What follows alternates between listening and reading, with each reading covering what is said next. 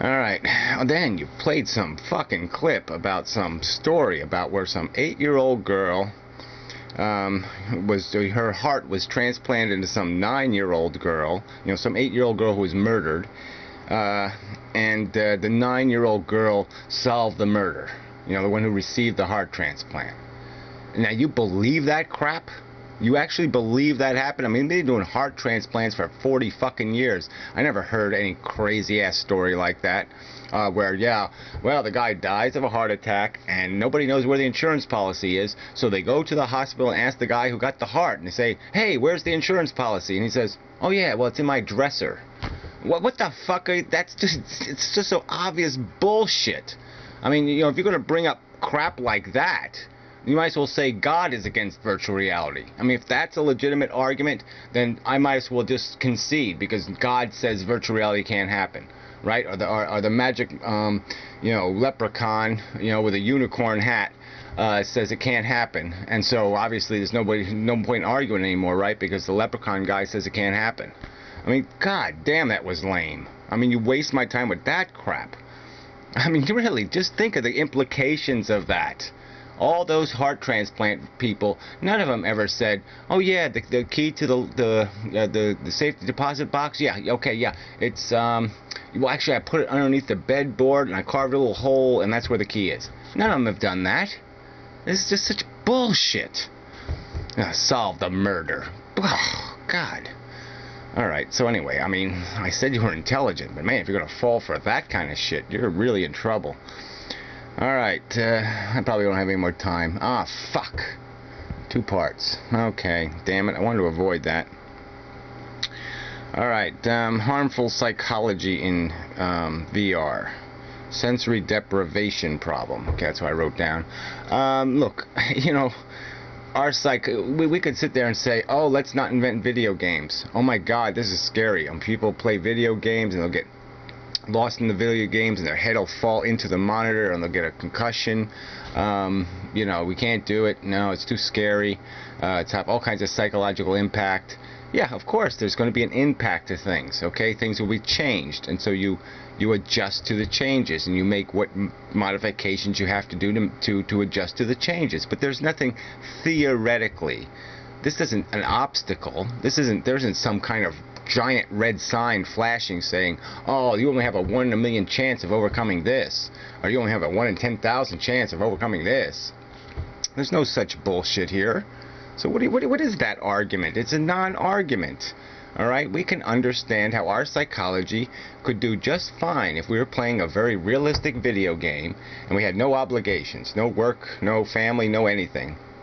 And we just fell into the game every day. Let's say it was just very realistic, it put a tube on your penis and, comforted your body in all kinds of nice ways, and you just went out and you did fun things all day. You lived in Pebble Beach and you went on yachts and you went fishing for marlin and you caught a 900-foot marlin and it was really fun. You can do that every frickin' day in the game. And we know there's nothing in our psychology that says, oh my god, we couldn't stand it.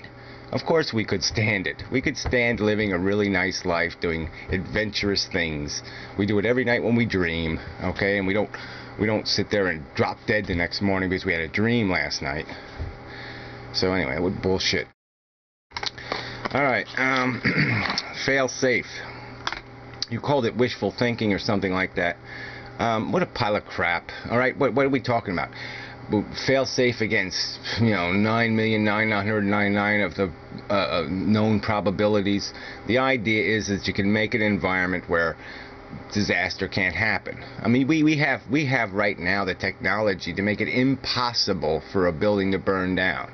We just don't apply the technology because it would be expensive, right? I mean, it's a cost-to-benefit ratio analysis thing, okay? That's the only issue. But there's nothing preventing us from creating fail-safe systems right now. It's just that, obviously, they're expensive and we're cheap, okay? We're not going to waste money protecting ourselves against a good example is we don't buy insurance for 200-year floods. No, we buy insurance for 50-year floods, right? I mean, that's our short-sightedness, because we don't think we're going to be here for 200 years, or whatever the scenario is. So get realistic. Fail-safe systems can be created, or if it's not perfect, we can get close to perfect. We can approach it. All right, we can get within 5 miles of it or something. We don't have to stay 700 miles away. We can get pretty frickin' close. So I don't even see the point of that argument. It doesn't say anything against the possibilities of virtual reality. It just says how good or perfect are you going to make it. All right, and that's just that's an economic question, not a practical can it be done question. All right, eliminating hard negatives is not necessarily good. I mean, this is complete bullshit.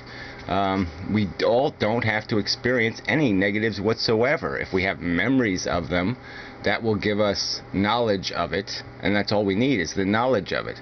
That's all you have now. I mean, I might have experienced a broken leg 20 years ago, and it might have made me appreciate what broken legs are, and that they're worth avoiding, and that I shouldn't do certain things because they can cause a broken leg. But right now, all I have is the memory of that. So if we could inject memories into people, well, problem solved, right? They don't have to experience smallpox or any other disease. They could know what it was like. They could appreciate the vulnerability. But the bottom line is, the point is, in virtual reality, you don't want any of that crap anyway. You're going to be feeding off of desire. So all you have to initiate in the human being is desire. All you have to do is pump the penis up, okay? And the game will be on. It isn't this fucking complicated. And there'd be no reason at all to have the penis explode. There'd be no reason at all to have catastrophe, hurtful, harmful, painful, anything. No reason whatsoever. So anyway. And then your last, I don't know, I can't even remember what the last one was about, but it was more of this psychological babble bullshit. So anyway, till next time. I'm really hating this series.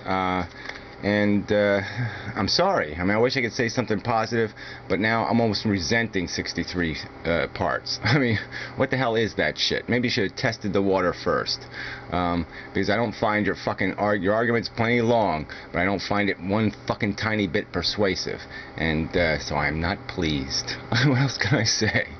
I'm not pleased.